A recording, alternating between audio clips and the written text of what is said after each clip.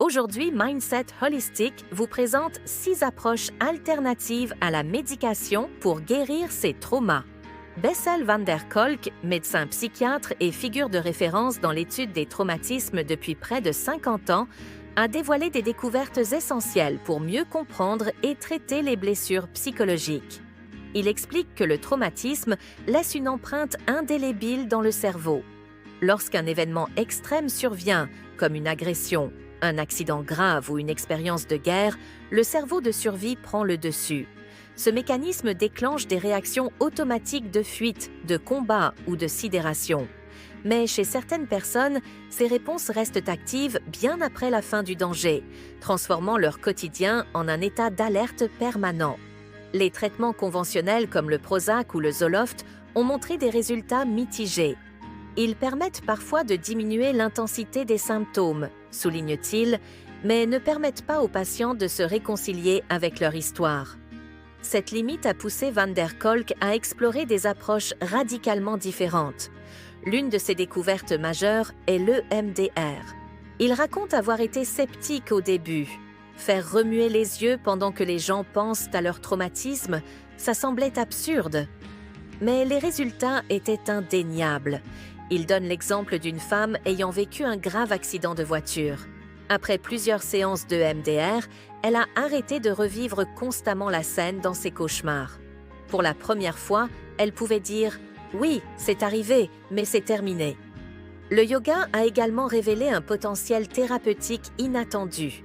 Il cite une étude réalisée auprès de vétérans de guerre souffrant de stress post-traumatique. Ceux qui ont pratiqué régulièrement le yoga ont montré une réduction significative des flashbacks et une meilleure régulation émotionnelle. Le corps doit redevenir un endroit sûr, explique-t-il, et le yoga aide à établir cette relation apaisée avec soi-même. Il évoque également des approches créatives comme le théâtre ou l'expression par le mouvement. Dans le cadre d'un programme pour délinquants juvéniles, les jeunes étaient invités à interpréter les rôles de Shakespeare. L'impact a été spectaculaire. Les adolescents ont appris à ressentir différemment leurs émotions et à développer une nouvelle confiance en eux. Mais la recherche de Van der Kolk ne s'arrête pas là. Il a récemment observé les effets des substances psychédéliques, en particulier la MDMA, utilisée sous surveillance thérapeutique. Il décrit une patiente, victime d'abus dans l'enfance, qui avait toujours ressenti une honte insurmontable. Lors de son expérience sous MDMA, elle a pu revisiter ses souvenirs avec compassion pour elle-même.